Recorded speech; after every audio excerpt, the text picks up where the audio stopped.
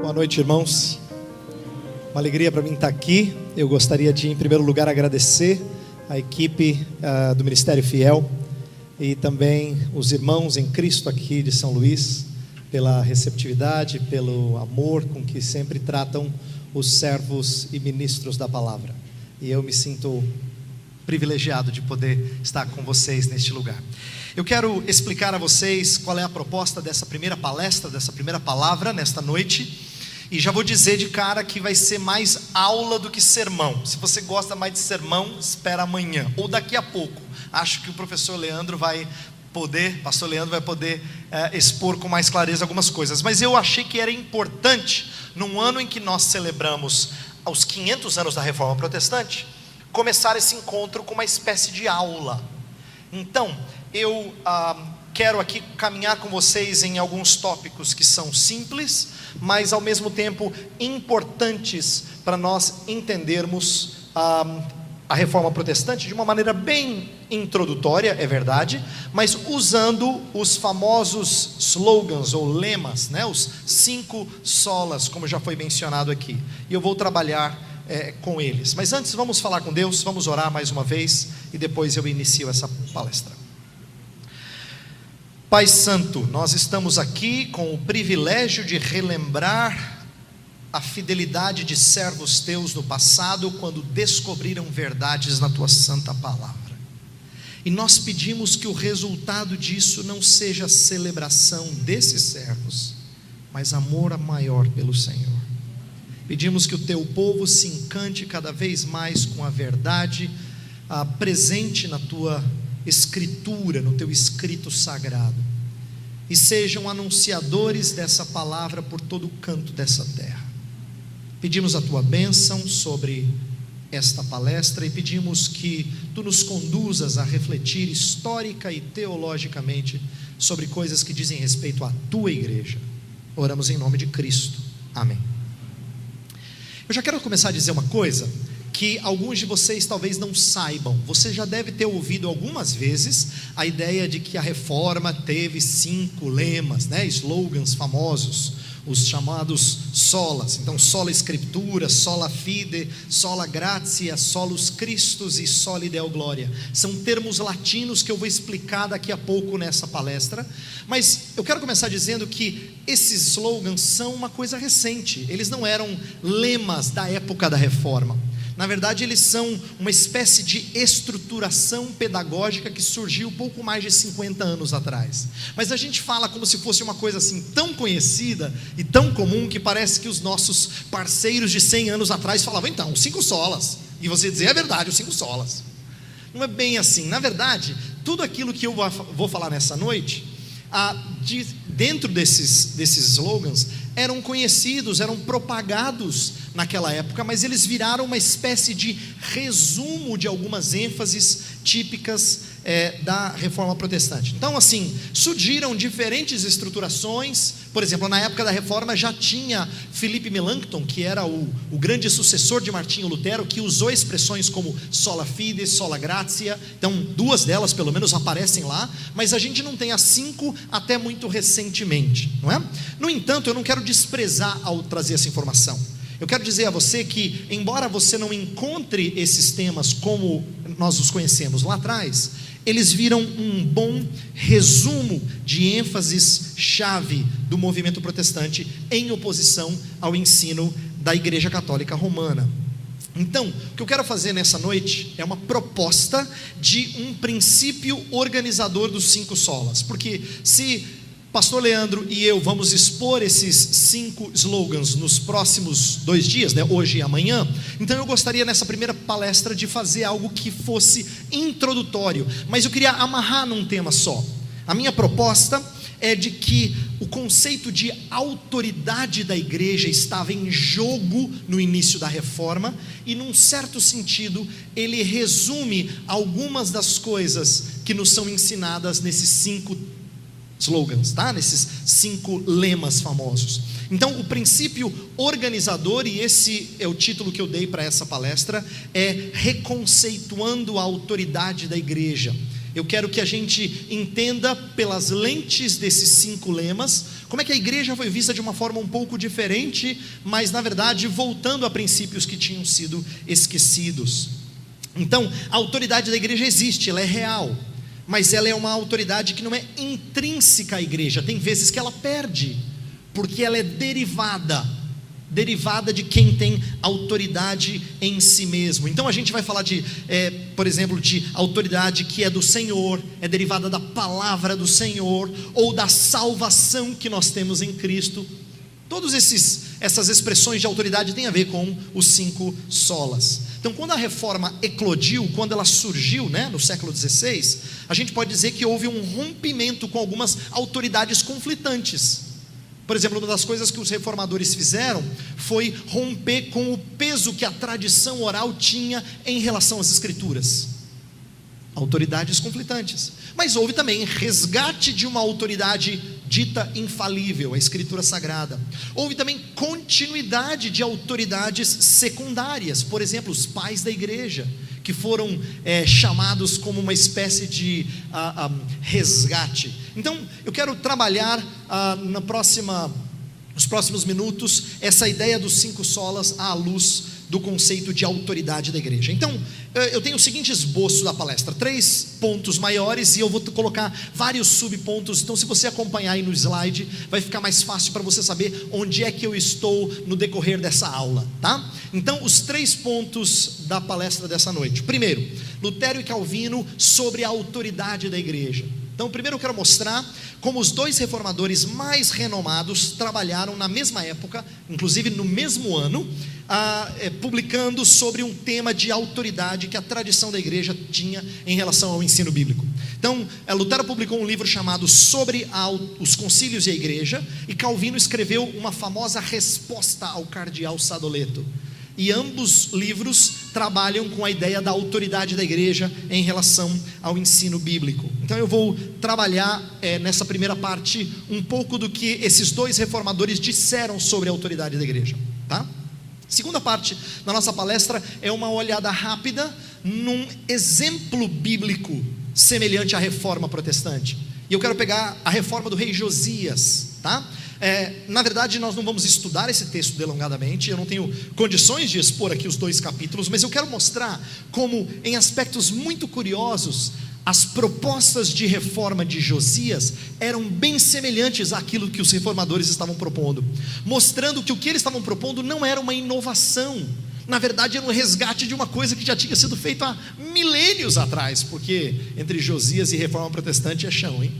Não é? Mas aqui há um certo resgate de princípios bíblicos. Então eu quero olhar a história da reforma sob o rei Josias, levantando aspectos que eu poderia chamar de paradigmáticos. Estabelecem um paradigma, para qualquer reconceituação da autoridade da igreja. E por último, aí nós vamos entrar nos 5 solas. Eu quero mostrar o impacto dessa mudança do entendimento da igreja, do entendimento de autoridade da igreja sobre os lemas da reforma. E aí a gente vai concluir. Então essas são as 3 partes da palestra. Então à medida que eu vou falando, vai acompanhando o slide para você perceber em que ponto nós estamos, porque cada uma dessas 3 partes tem subpontos. Então é para facilitar o seu acompanhamento, não é difícil em termos de conceito, mas é para você saber onde é que nós estamos nessa ordem de assuntos, tá bom? Então vamos começar com o que Martinho Lutero e João Calvino disseram sobre a autoridade da igreja. E eu quero começar falando de qual era o contexto romano,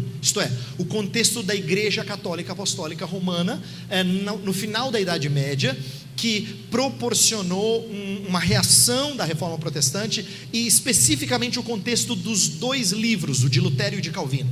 Então olha que curioso, quando Lutero estava já maduro e vamos dizer assim, no vigor da sua vida já mais amadurecida, estava nos últimos anos da sua vida, é verdade, mas ainda com vigor e de certa forma já experiente, surgiu um interesse do Papa da época de convocar um concílio na Itália, que é um lugar de muita influência romana, desde aquela época, obviamente já era, para condenar os ensinos luteranos. Mas naquela época, os príncipes germânicos, eles já tinham um pé atrás com essa coisa do que o Papa queria fazer, porque eles sabiam que ia ser um concílio de um lado só.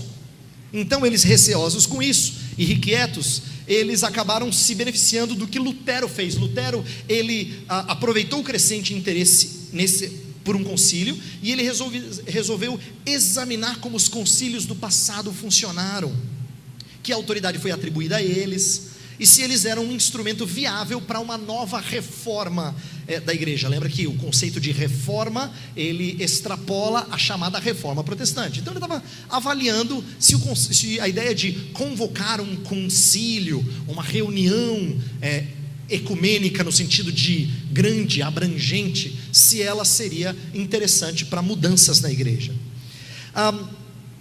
Calvino, o contexto do escrito dele é semelhante, embora mais específico. Quem conhece um pouco da história de Calvino sabe que Calvino era um jovem promissor que teve uma primeira passagem pela cidade de Genebra, e aí ele foi, vamos dizer assim, expulso pelos líderes da cidade. Quando ele foi expulso, em 1538, um cardeal muito oportunista, chamado Jacopo Sadoleto, escreveu uma carta aos governantes de Genebra, tentando fazer com que a cidade de Genebra voltasse à fé católica. E aí, Calvino, que tinha sido chutado, pediram a ele, Genebra pediu a ele, imagina, depois de ter chutado ele, pediu a ele que escrevesse uma resposta a Sadoleto. Depois de muita insistência, Calvino então resolve escrever essa carta, e ele produz então um documento que, junto com Lutero, mostra qual era o conceito de autoridade que a igreja tinha. Bem, falando em autoridade, meu segundo subponto, autoridade de concílios aqui. O que Lutero e Calvino falam então sobre os concílios, sobre os líderes da igreja? Lutero demonstra vários exemplos em que os concílios e os doutores se contradisseram. Essa é uma das coisas que ele faz no livro dele.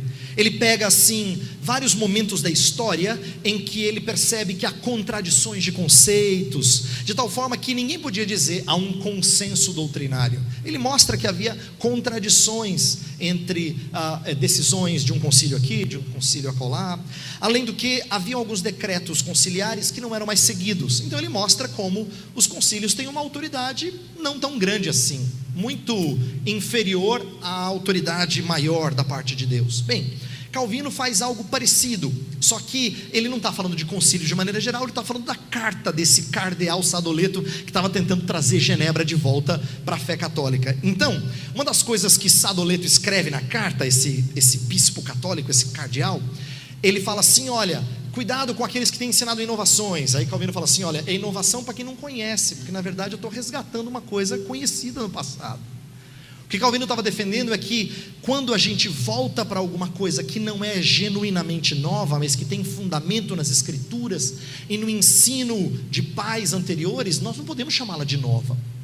Ele vai dizer, pelo contrário, a igreja tem se deturpado ao ensinar no decorrer da Idade Média coisas que não estavam no passado. Ele cita exemplos: transubstanciação, que é o conceito de que na hora da missa aquele pão se transforma no corpo verdadeiro de Jesus. É por isso que tem muito católico que tem medo de morder a hóstia para não sangrar.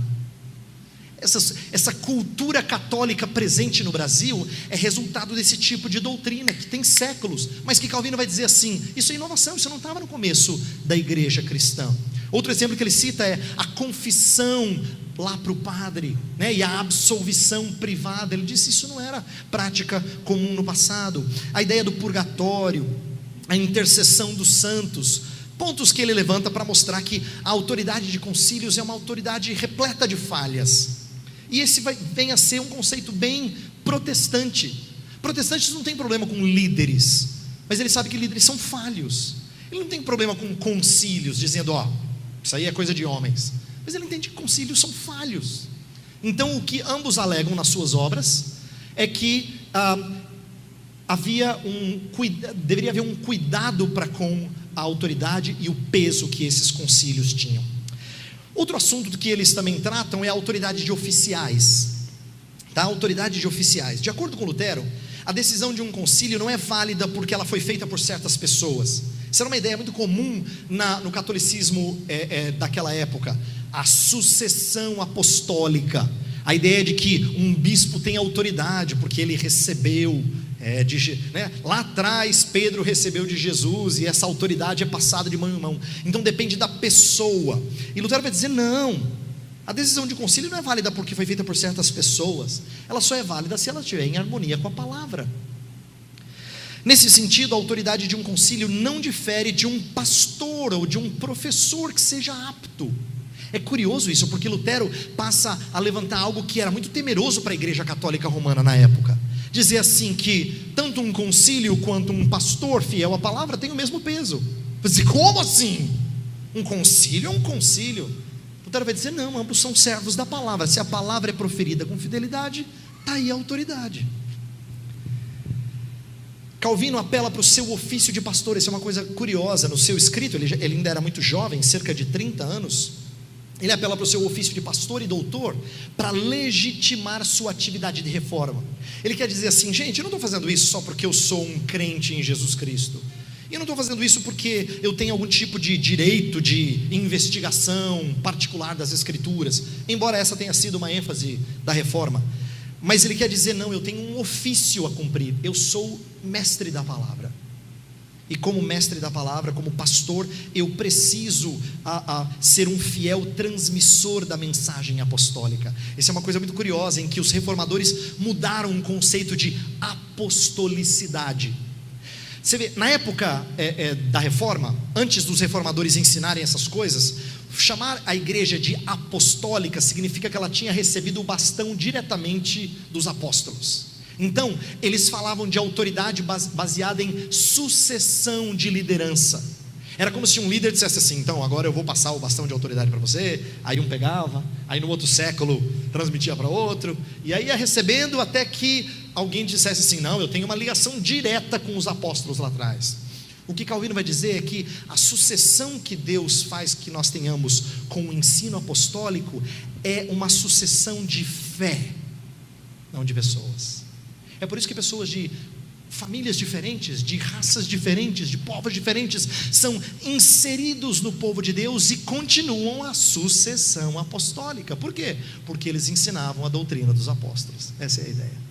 Então, os reformadores vão trazer um novo conceito de apostolicidade que tinha se perdido naqueles dias. É a palavra transmitida que dá validade ao ofício, Calvino diria, e não o ofício que dá autoridade à palavra. Outro subponto é a autoridade subordinada às Escrituras. Eu já falei sobre isso, mas eu quero explorar um pouquinho mais. Lutero entendia que a natureza e a função de um concílio não é de estabelecer novos artigos de fé, além dos encontrados nas Escrituras. Isto é, o que concílios têm que fazer? Eles têm que pegar aquilo que está já explicitado nas Escrituras e defender, explicar, mas não criar coisas novas. Ele se via muito preocupado com as ideias novas que surgiam, não é? Assim como os bispos só poderiam julgar alguma coisa como herética se eles conseguissem derivar o veredito de heresia da própria Escritura. Então ele começa a defender a importância, ele mesmo era alguém que era considerado um herético, né? E ele vai dizer, olha, se você conseguir derivar a minha heresia das Escrituras, então você pode chamar de heresia.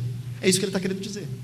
Ele estava alegando que a autoridade de qualquer concílio, de qualquer organização, de qualquer liderança de igreja, sempre é subordinada às Escrituras. Mesma coisa fez Calvino. Ele entendia que era importante nós aprendermos com os pais da igreja, lá do começo dos primeiros séculos, né? Depois do Novo Testamento, e também dos concílios, só que ele não os venerava. No entanto, ele dizia, eles são indispensáveis auxílios para o entendimento da palavra. Olha que interessante, Calvino está fazendo uma coisa que poucos de nós conseguem fazer. Poucos de nós. A maioria ou polariza para um lado ou polariza para o outro. Ou a gente tem uma veneração exagerada por um autor que a gente gosta, ou por um pregador que a gente ouve, ou a gente diz, não, meu negócio é só as Escrituras. Mas Calvino vai dizer, não, eu não posso venerá-los como se eles fossem, né, fundamentais, no sentido de os intérpretes ilustres das Escrituras, mas eu também não posso esquecer de que eu preciso do auxílio deles. Então ele não foi nem para um lado, nem para o outro. Ele entendeu a importância da tradição, conquanto ela fosse bem compreendida. E último subponto nessa primeira parte é que, como resultado disso tudo, Lutero e Calvino estão trazendo um novo conceito da igreja, mas não é novo no sentido de jamais falado, é parecido com aquele novo de Jesus, né? Novo mandamento vos trago, que vos ameis uns aos outros. Eu fico imaginando os ouvintes, diz assim: Jesus, conta outra, tipo assim, essa aí já está no Antigo Testamento. Mas ele estava trazendo novo porque ele estava apresentando de forma nova, não era nova de descontinuidade com o que já havia sido revelado, era novo no sentido de ser renovado, de ser entendido de forma mais clara, e com mais fulgor e mais nitidez, mas não totalmente diferente. É isso que eles estavam fazendo. O novo conceito de igreja não é dizer assim: pessoal, vamos inventar a roda. Eles não estavam inventando a roda, eles estavam resgatando algumas coisas. Então, por exemplo, olha que interessante, Lutero era acusado de ter um conceito muito assim etéreo, muito idealista de igreja. Para quem gosta de filosofia, diziam que ele tinha uma eclesiologia platônica. Gosta aqui de filosofia, né? Uma eclesiologia platônica. Por quê? Porque ele falava muito da justificação pela fé, que é algo que você não consegue, não é palpável, não é? A fé é invisível. Falava muito da igreja invisível.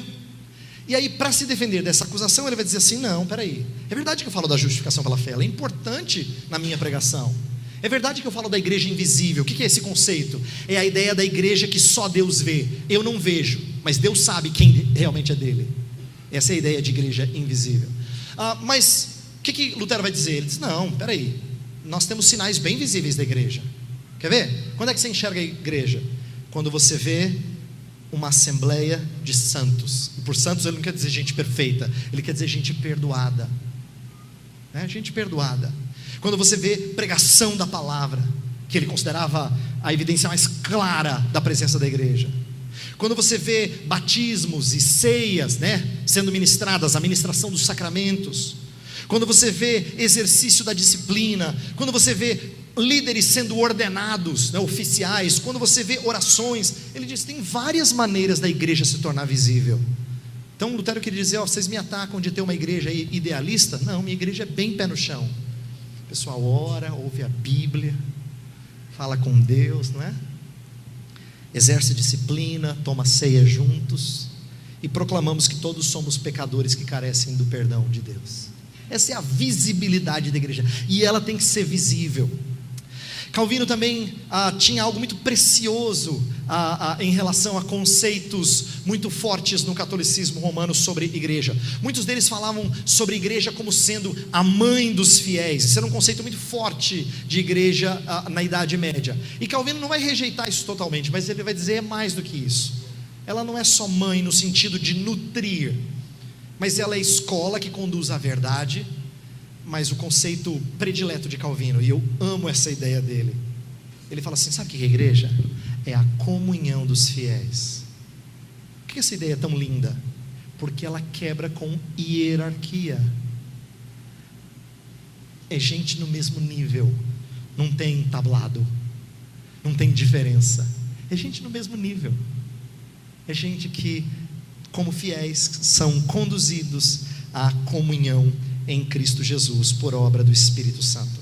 Então, esse é o novo conceito de igreja, de forma bem resumida, trazida pelos reformadores. Bem, essa primeira parte era só um resumo histórico dessas ênfases. Eu quero agora entrar num exemplo bíblico. Então eu vou pedir que você abra a sua Bíblia. A gente vai caminhar aqui nesse exemplo semelhante de reforma, só que agora nas Escrituras. E eu quero mostrar como muitas das coisas que aconteciam na época da reforma, no começo dela, era bem parecido com a história de Josias. E o que ele se propunha a fazer é muito parecido com o que Lutero e Calvino queriam propagar, tá? Então abra sua Bíblia lá em 2 Reis. Nós vamos começar no capítulo 22. Eu não vou ler os 2 capítulos inteiros, fique tranquilo, tá? Eu tenho hora para terminar aqui. Não vou fazer uma exposição de 2 capítulos. Eu só quero destacar algumas coisas importantes para você saber, e vou ler alguns versos isolados aqui e acolá. Então, eu quero começar essa segunda parte com o contexto espiritualmente doente. Um contexto espiritualmente doente. Se você olhar na sua Bíblia, o capítulo anterior, nós não vamos ler, segundo Reis 21, tem o reinado de Manassés. Manassés foi o rei de Judá mais mau que houve, e foi o pai de Josias? Bem, Manassés havia feito coisas horrendas, desde trazer impurezas para o templo, até oferecer próprio filho para sacrifício a um deus falso. Havia inserção de prostituição cultual, havia uma profanação do templo com culto, com objetos de culto de outros deuses, muita coisa. Ele acabou utilizando utensílios do templo para pagar e fazer outras coisas, pagar dívidas suas e assim por diante. Então, Manassés é o péssimo exemplo de contexto espiritualmente doente. Mas o que chama a minha atenção é a maneira como o livro dos reis conta a história dos reis. Sabe por quê? Quando Josias vem ao reinado, nunca é assim, e Josias fez segundo seu pai Manassés, ou não fez segundo seu pai. Por quê? Porque Manassés nunca é, ou o pai nunca é o padrão. O padrão sempre é, e fez segundo o seu pai Davi. Olha para o verso 2 de 2 Reis 22. Fez ele o que era reto perante o Senhor, andou em todo o caminho de Davi, seu pai. Você vai dizer, não, o pai não era Manassés? Era, mas ele quer dizer que o antecessor que conta é Davi. Davi é o padrão de rei íntegro, com todos os pecados dele que nós conhecemos, mas o padrão de alguém que se alia ao Senhor e depende do Senhor, que os outros reis deveriam demonstrar. O que isso nos ensina? Interessante isso, de que ao mesmo tempo que Josias não segue uma tradição de Manassés, ele segue uma tradição de Davi. A reforma fez isso. A reforma sabia não seguir uma tradição, mas seguir outra tradição, e não desprezar tradição como um todo. Estou dizendo isso porque se você é evangélico há algum tempo, é possível que tradição seja uma daquelas palavras que arrepie você. Fala assim, então, como diz a tradição, aí você até assim range, né, de medo. O que vem por aí? Mas os reformadores não eram assim. Veja, como é que eles olhavam para a igreja anterior a eles, a igreja da Idade Média, a igreja dos pais e assim por diante? Eles entendiam que o que era para ser desprezado era um tipo de tradição que valorizava a interpretação das escrituras, uma espécie de fonte distinta de revelação, melhor dizendo, fonte distinta de revelação, onde a Bíblia era silente, a tradição deveria opinar. Então, a tradição acabava tendo autoridade paralela. É assim, isso a Bíblia não falou, mas a igreja diz 3 pontinhos. Esse tipo de tradição é aquilo que os reformadores negaram. Mas eles não negaram a importância da interpretação das escrituras feita pela igreja ao longo dos séculos. Tanto é que eles tinham o maior prazer em conectar com homens do passado e dizer assim, olha o que nós estamos ensinando não é novo, veja o que disse o fulano, o ciclano, o beltrano. Quer dizer, conectar com a boa tradição. Então, se você já ouviu, ou se você é do tipo que quando alguém cita um nome, tipo assim, como disse João Calvino, você fala assim, meu querido, eu quero ouvir da Bíblia, para de falar de João Calvino, ou de Martinho Lutero, quem quer que seja. Cuidado para não ser alguém avesso à boa tradição, ok? Nós não temos que nos apegar à tradição só pelo amor à tradição, claro que não, mas rejeitar tudo é ir para as escrituras como se a gente não precisasse de auxílio. Isso não é bom. Uma das coisas que a gente aprende com os reformadores é a importância de nós ficarmos nos ombros de gigantes que nos antecederam. Eu não vou para as escrituras sozinho, eu vou sendo ajudado por muitos outros homens do passado que conheceram esse livro, estudaram esse livro, e eu quero aprender com eles. Então, num certo sentido, Josias preserva a boa tradição. Mas vamos para um segundo subponto aqui. Olha como existe um resgate do livro da lei, que é a palavra de Deus, né? No capítulo 22, versos 8 a 10, acompanhe a minha leitura, por favor. 22, de 8 a 10, diz assim: Então disse o sumo sacerdote Uquias ao escrivão Safã: Achei o livro da lei na casa do Senhor. E Uquias entregou o livro a Safã, e este o leu. Então o escrivão Safã veio ter com o rei e lhe deu relatório dizendo: Teus servos contaram o dinheiro que se achou na casa e o entregaram nas mãos dos que dirigem a obra e têm a seu cargo a casa do Senhor. Relatou mais o escrivão Safã ao rei dizendo: O sacerdote Uquias me entregou um livro. E Safã o leu diante do rei. A gente lê essa história, e embora você conheça, se você já é cristão há um tempo, já leu as escrituras, você já ouviu sobre essa história, a gente perde de vista o que estava acontecendo naquela época. As pessoas não tinham livraria evangélica para comprar sua Bíblia individual, não é? A cópia do livro da lei era provavelmente uma coisa raríssima. Talvez tivesse só uma ali no templo. E por causa dos dias de Manassés, de ter desprezado totalmente a leitura da lei, esse livro ficou escondido em algum pacote, sei lá, alguma biblioteca, algum monte de rolos, alguma coisa assim. E aí alguém acha e fala assim: uau, você já leu esse livro? Ele fala sobre a gente. E o livro da lei estava sendo lido, e isso levou as pessoas a redescobrir algo extraordinário. O que parece surpreendente para alguns de vocês não é tão surpreendente assim. Eu vou dizer, quando alguém que já está na igreja há algum tempo começa a ter as escrituras explicadas por um mestre fiel, essa pessoa diz assim: ó, estou conhecendo a Bíblia como eu nunca conheci, achei o livro da lei. É verdade, é uma descoberta. É como se ele estivesse entendendo esse livro pela primeira vez. Diz assim: por que não me disseram antes que era isso? Não é? Esse tipo de descoberta é fascinante, mas ele provoca muitas coisas. O que eu quero dizer é que o que Josias está fazendo ali, o que ocorre nos dias de Josias, é semelhante ao que ocorre nos dias dos reformadores. Havia um lema muito usado pelo movimento humanista em outras áreas do saber, como a filosofia, teologia, que era de volta às fontes. Em latim é ad fontes, de volta às fontes. O que eles queriam dizer? Era parar de estudar livros que falavam sobre. Vamos ler o material primário. Em vez de ler os que falam sobre, vamos ler o que está lá na fonte. Vamos voltar para o original. E no contexto teológico, isto significou voltar para as escrituras e estudá-la com mais afinco. Um impulso linguístico que iria entender o texto conforme o original hebraico ou o original grego, para entender mais profundamente o texto. Ao invés de usar comentaristas, o que na época era chamado de glossas, agora eles queriam conhecer o próprio texto e se encantar com ele. Então, num certo sentido, o resgate do livro que aconteceu nos dias de Josias é o que acontece na Reforma Protestante, um resgate do livro. Um terceiro subponto é a submissão à palavra. Olha só o resultado disso. Se você pensa assim que eles fizeram festa quando leram o livro para o rei, não pense que fizeram festa. O impacto foi assim impressionante, foi de chacoalhar o chão. Olha só, verso 11 até o verso 13 de 2 Reis 22. Tendo o rei ouvido as palavras do livro da lei, rasgou as suas vestes. Essa expressão de profundo arrependimento. Rasgou as suas vestes.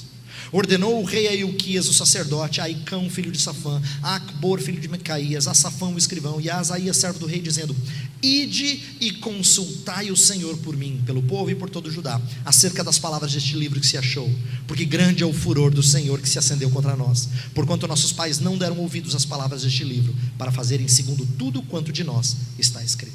Eu gosto demais do início desse verso 13: ide e consultai o Senhor. Ele era rei. Quem está falando isso é o rei Josias. Mas o que ele diz? Eu estou subordinado ao Senhor. A minha autoridade é subordinada à autoridade da palavra desse livro. Por favor, consultem a Deus por mim. Eu quero saber o que Deus vai fazer com o nosso povo diante de tantos pecados anteriores. Olha só que entendimento, dessa submissão à palavra. O rei podia mandar e desmandar. Inclusive, se você prestar atenção na sua leitura de Reis ou de Crônicas, você vai perceber que o povo sempre acompanha a tendência do rei. Se o rei fazia o que era reto perante o Senhor, o povo vai atrás. Se o rei fazia o que era mal perante o Senhor, o povo vai atrás. A gente não encontra assim pessoas contestando o rei, dizendo assim: ô rei, nós queremos fazer a tua vontade, Deus, nós queremos fazer a tua vontade contra esse rei. Raríssimos os casos em que isso acontece esporadicamente, mas na maioria das vezes você tem o povo seguindo o rei. Então o rei tinha poder total, total nas mãos, mas esse rei, temente ao Senhor, diz: ide e consultai ao Senhor. Ele está submisso à palavra de Deus. Eu gosto demais, eu vejo a relação disso com o que aconteceu com Martinho Lutero na Dieta de Worms, 1521.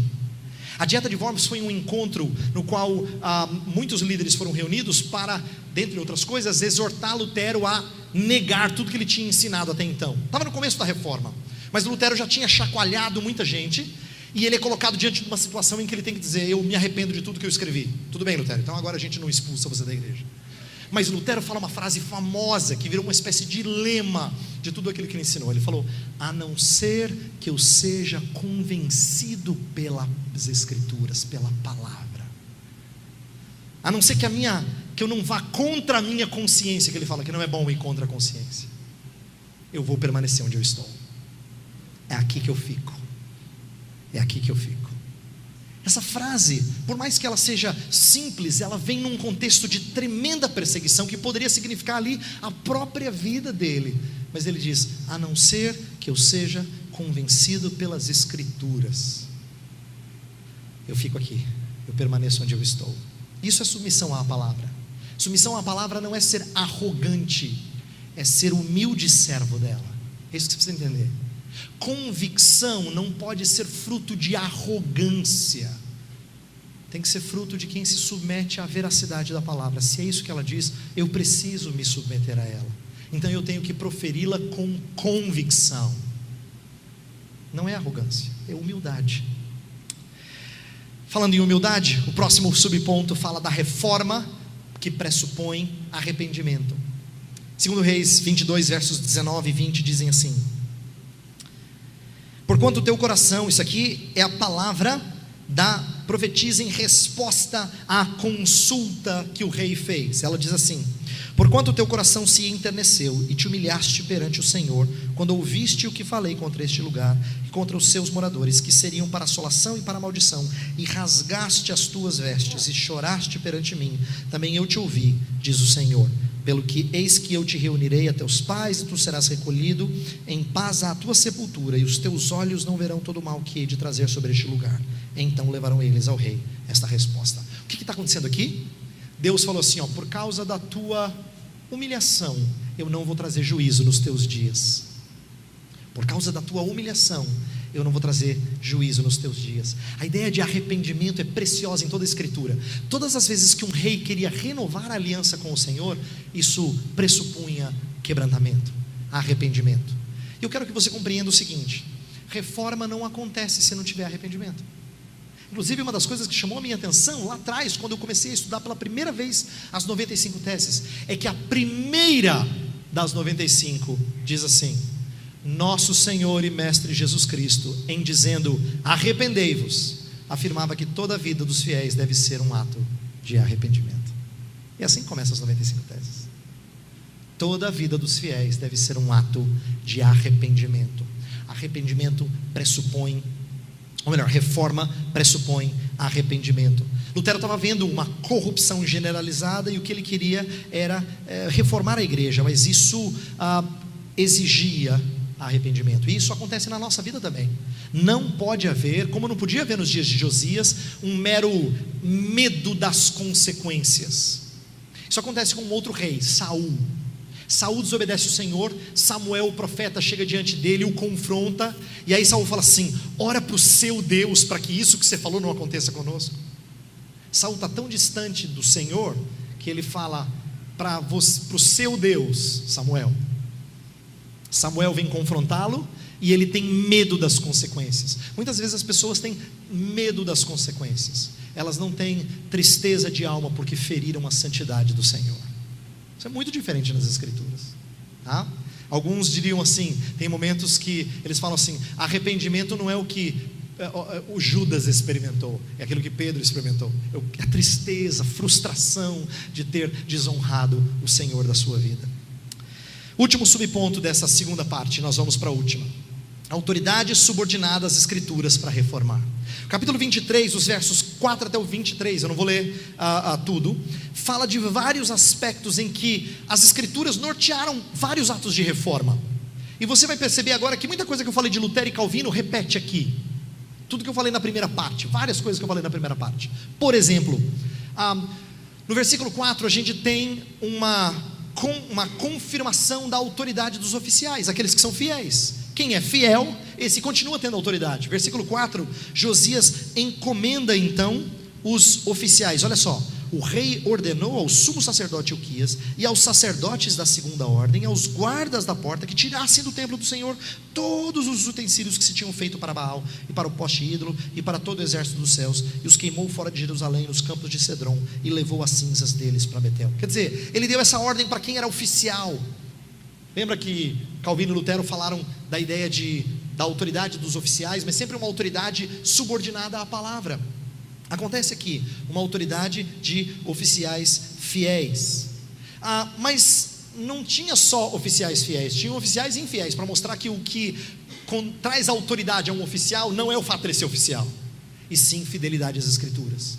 Porque no verso seguinte, lembra que ele comissionou o sumo sacerdote e alguns outros sacerdotes para uma tarefa, mas no verso seguinte, olha o que ele faz: também destituiu os sacerdotes que os reis de Judá estabeleceram para incensarem sobre os altos nas cidades de Judá e ao redor de Jerusalém, como também os que incensavam a Baal, ao sol, à lua e aos mais planetas e a todo o exército dos céus. Quer dizer, tinham sacerdotes que tinham posição oficial, mas eles estavam ensinando idolatria, e Josias resolve o quê? Destituí-los.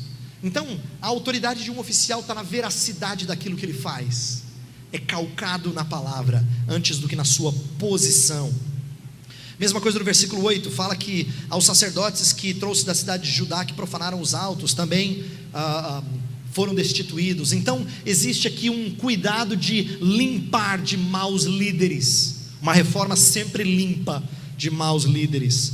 Existe também uma quebra de tradições ruins, e preservação de boas tradições. Quer ver? Versículo 13: o rei profanou também os altos que estavam defronte de Jerusalém, à mão direita do monte da destruição, os quais edificara Salomão, rei de Israel, para Astarote, abominação dos sidônios, e para Quemos, abominação dos moabitas, e para Milcom, abominação dos filhos de Amon. Quer dizer, tinha ali um monumento feito por Salomão, estamos falando de 300 anos antes, que permaneceu, ninguém mexeu. Por quê? Foi o rei Salomão que fez. Ele quebra, destrói, isso não faz bem a um povo idólatra. Então ele rompe com tradições antigas. Mesma coisa no versículo 15, olha lá: também o altar que estava em Betel e o alto que fez Jeroboão, filho de Nebate, que tinha feito pecar a Israel, esse altar junto com o alto, o rei derribou, destruiu o alto, reduziu a pó o seu altar e queimou o poste ídolo. Jeroboão viveu 200 e poucos anos antes de Josias. O que ele fez? Destrói. Mas é um marco histórico, e as pessoas que vêm visitar aqui tiram foto, fazem turismo. Não, quebra. Ele rompe com as tradições que são maléficas. Mas não pense que ele só gosta de destruir tudo que é antigo, ele também preserva a boa tradição. Tem uma coisa muito curiosa que acontece no versículo 16 a 18, olha só: olhando Josias ao seu redor, viu as sepulturas que estavam ali no monte, mandou tirar delas os ossos e os queimou sobre o altar, e assim o profanou, segundo a palavra do Senhor que apregoara o homem de Deus que havia anunciado essas coisas. Então perguntou: que monumento é este que vejo? Responderam-lhe os homens da cidade: é a sepultura do homem de Deus que veio de Judá e apregou estas coisas que fizeste contra o altar de Betel. Josias disse: deixai-o estar, ninguém mexa nos seus ossos. Assim deixaram estar os seus ossos com os ossos do profeta que viera de Samaria. Você pode ler essa história, está em 1 Reis 13, 3 séculos antes de Josias. Alguém disse: vai ser destruído toda essa profanação aqui. E a história é muito triste, porque o homem de Deus que falou uma verdade acabou pecando contra o Senhor e foi castigado, mas o que ele disse era verdadeiro. Fizeram um monumento lá. Josias descobre isso. Ele não fala quebra, ele pergunta: o que é isso aqui? Esse foi o homem de Deus que há muito tempo atrás profetizou o que o Senhor está fazendo, rei. Deixa então, é para a gente lembrar que quando Deus fala que vai fazer, Ele faz. Ele preserva a boa tradição. Curioso isso. Ele quebra algumas coisas, as outras ele preserva. Ele não é contra tudo, ele não é radical para quebrar com todo tipo de tradição. E para fechar esse subponto, existe uma centralidade da cruz. Versículos 21 a 23, ele celebra a Páscoa, e é porque a Páscoa era o centro da mensagem. Uma das coisas mais preciosas que a Reforma fez foi resgatar a centralidade do Evangelho de Cristo na cruz do Calvário. Josias faz isso. Grandes reformadores de Judá, como Ezequias e Josias, celebram grandes Páscoas, porque elas eram festividades que traziam sentido a um povo remido, a um povo perdoado. É assim com a centralidade da cruz. Eu quero terminar então com a última parte da minha palestra, que é o impacto dessa mudança nos lemas da Reforma. Então a gente viu como Martinho Lutero e João Calvino questionaram alguns conceitos de autoridade da igreja e trouxeram uma nova leitura, não nova de diferente, mas nova de mais clara, em conexão com coisas do passado, mas uma releitura do conceito de autoridade da igreja. E a gente vê que isso não é uma novidade. Lutero e Calvino não estão inventando uma coisa do zero. Josias já tinha feito isso milênios antes, em que ele quebrou com várias coisas do passado, mas preservou o que era bom, e a sua autoridade era uma autoridade subordinada à palavra. Então o que eu quero fazer nesses últimos minutos e o que isso tem a ver com os solas? Como é que isso impacta os 5 solas da Reforma? Tá? Como é que o conceito de autoridade da igreja impacta? Então eu quero ir um por um, vou resumir brevemente o que ele significa. Nós não vou falar muito sobre ele, porque nós vamos expor um por um nas próximas mensagens, mas eu quero brevemente mostrar a conexão disso com o conceito de autoridade da igreja. Então primeiro, sola scriptura. Esse é o fundamento da autoridade da igreja. Eu já falei bastante disso, mas eu quero reforçar. O que os reformadores estavam querendo enfatizar, que foi resumido nesse lema, é que a tradição da igreja, aquilo que a igreja trazia como ensino, como se fosse complementar as escrituras onde elas eram silentes, não deveria acontecer. Por quê? Porque o único intérprete oficial das escrituras é a própria escritura. Esse foi um dos lemas hermenêuticos da Reforma. A escritura interpreta a escritura. Você não entendeu uma parte? Vai ler o resto, que vai te ajudar a entender. Você não pede ajuda para os universitários, embora eles possam ajudar, né? Você vai pedir ajuda para a própria escritura. A escritura interpreta a escritura, ela torna a escritura mais clara. Aquilo que é mais obscuro num lugar é esclarecido em outro lugar. Esse foi um lema da hermenêutica, da interpretação da Reforma protestante. Ela é a sua melhor intérprete. E que aplicação isso tem para nós? Eu quero agora fazer aplicações de cada um desses solas. Veja só, a igreja só tem autoridade de determinar um caminho a seguir sobre o que acontece dentro dela ou ao seu redor, quando ela está calcada nas escrituras. Na igreja não tem lugar para achismo, né? Ou para quaisquer regras que não sejam extraídas explicitamente das escrituras ou deduzidas claramente das escrituras. Então, se alguma coisa não está claro nas escrituras, que não está explícito ou não pode ser deduzido com muita clareza, a gente tem que tomar cuidado para não transformar isso em lei. A gente chama isso de sabedoria. Deixa eu explicar. Tem certas questões que às vezes nós enfrentamos, que a gente gostaria de uma resposta à la lei, estilo regra, né? Decreto imperial. Eu vou fazer perguntas que vocês vão começar a pensar assim: é verdade, fulano já fez, eu já fiz. Quer ver? Crente pode fazer tatuagem, pastor? Mulher pode trabalhar fora ou deve ficar em casa cuidando dos filhos?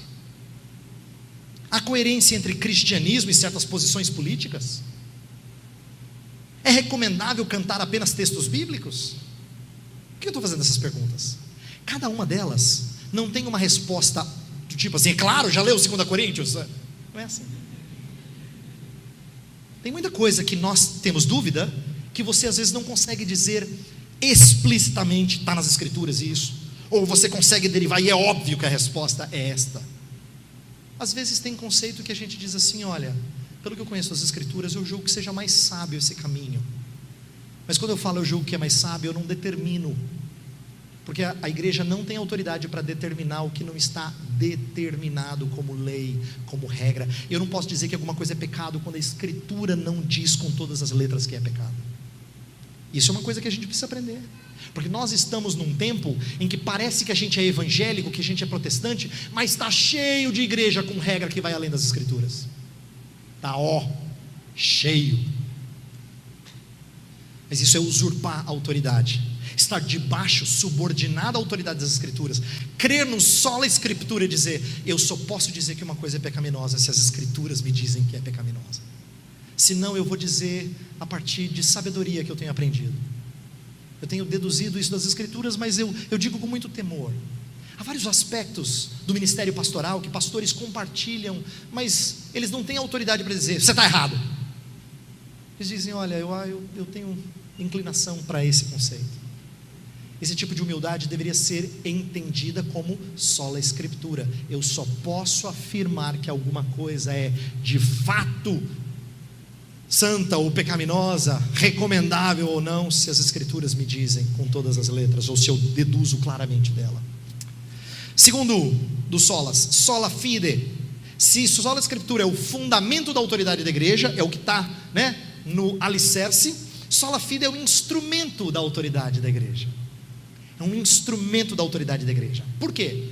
Porque agora o que importa não é a justiça própria, não são as suas boas obras, mas as obras redentoras de Cristo apropriadas pela fé.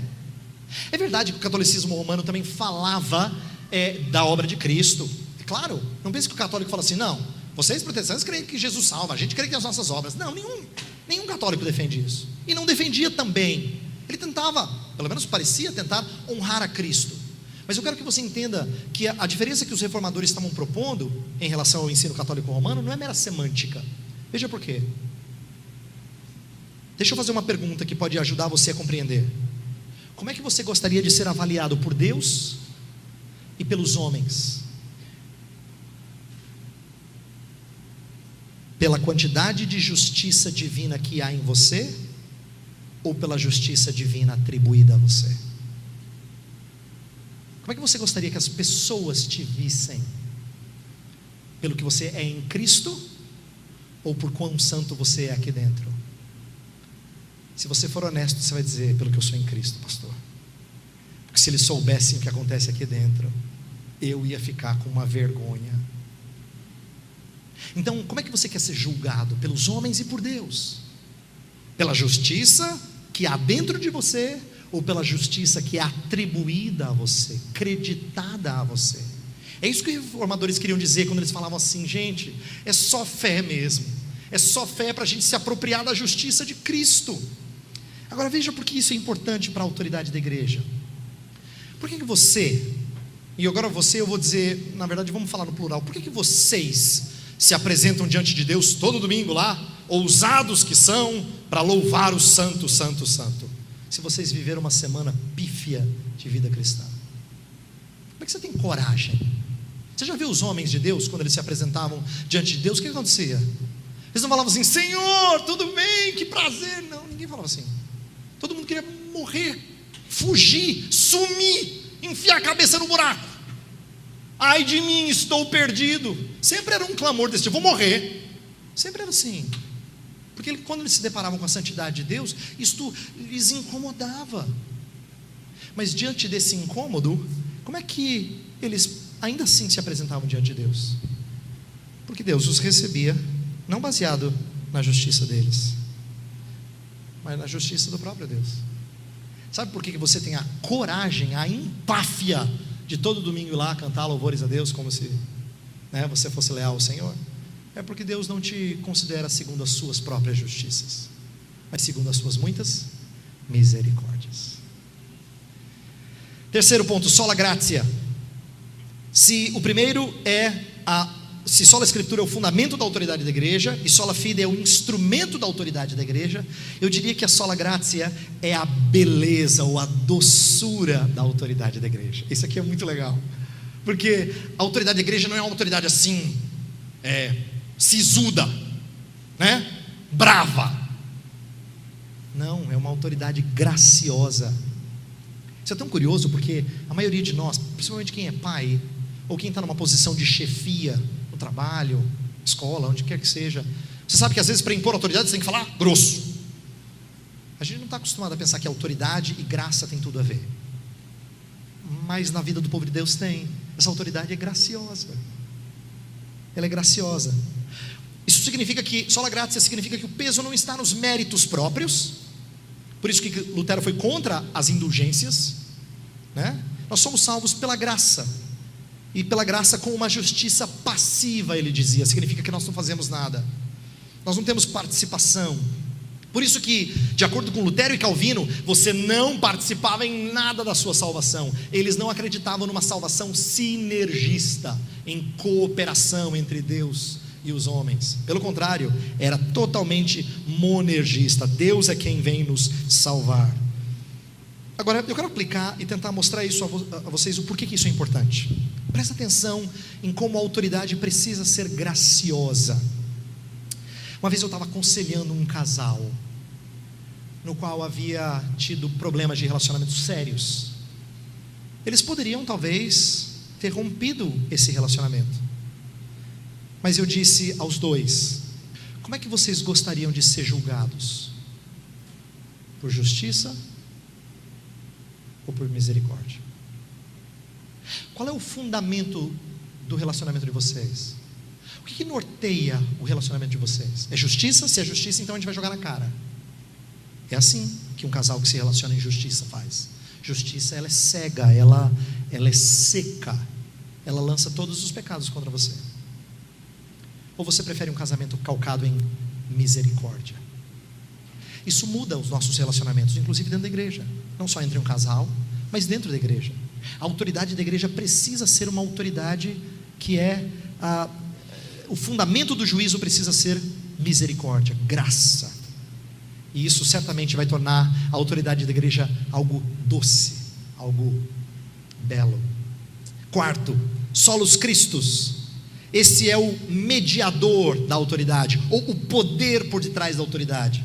O peso não está nas pessoas ou nos rituais, isto é, refere-se à confiança que católicos depositavam em Maria, nos santos, mas não só isso, que muitas vezes evangélicos depositam em líderes, em gurus. Não, eles não podem ter esse peso de verdade encarnada. A reforma rompeu com o sacerdotalismo, rompeu com essa ideia de confissão ao padre, confissão auricular, com a eficácia dos sacramentos em si mesmos. Quem é batizado está resolvido, ou coisa do tipo. Não, os reformadores não acreditavam nisso, porque só Cristo é mediador dessa autoridade que a igreja tem. E eu queria agora explicar algo que é muito prático, muito simples, mas que infelizmente nós não fazemos. É impressionante como essa é uma coisa difícil para a maioria dos crentes. A gente não deveria ser uma igreja de hierarquias. Nós não deveríamos pensar que um é maior do que o outro. Você vai dizer: não, eu sei, pastor, somos todos iguais. Mas você tem dificuldade, eu tenho também. A gente não fica todo bobo quando alguém importante vem do exterior para pregar. Você fala assim: eu vou lá tirar uma foto com ele.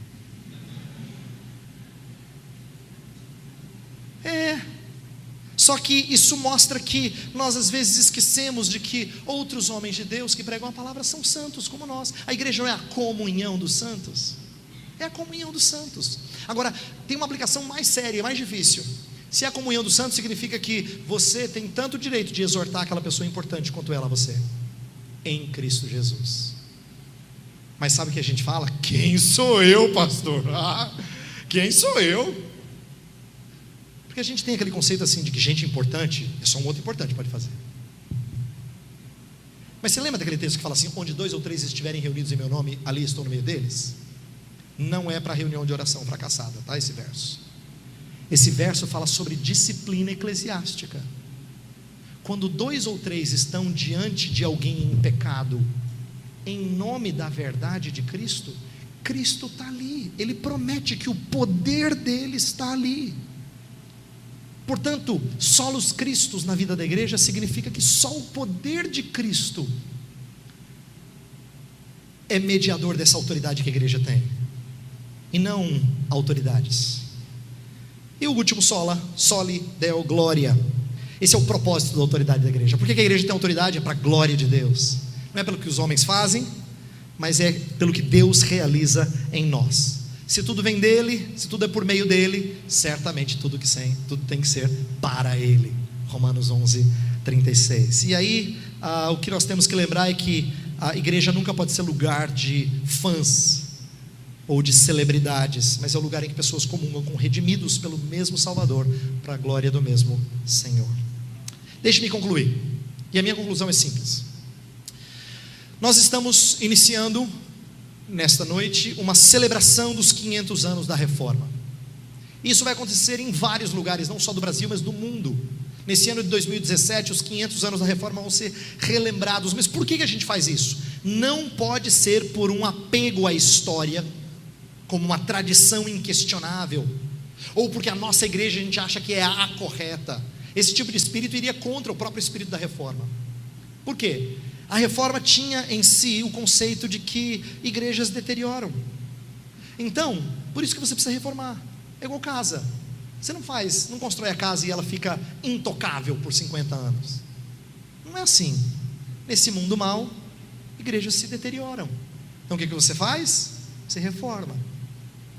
E daí surge o famoso lema, e eu quero terminar com esse: Ecclesia semper reformanda est, que às vezes é traduzido por igreja reformada, que não está aí, mas igreja deve sempre estar reformando. Só que isso é um lema mal compreendido. Ele também é um lema recente, mas ele é um lema muitas vezes mal compreendido, e eu gostaria de terminar fazendo-nos refletir sobre a importância de um correto entendimento dele.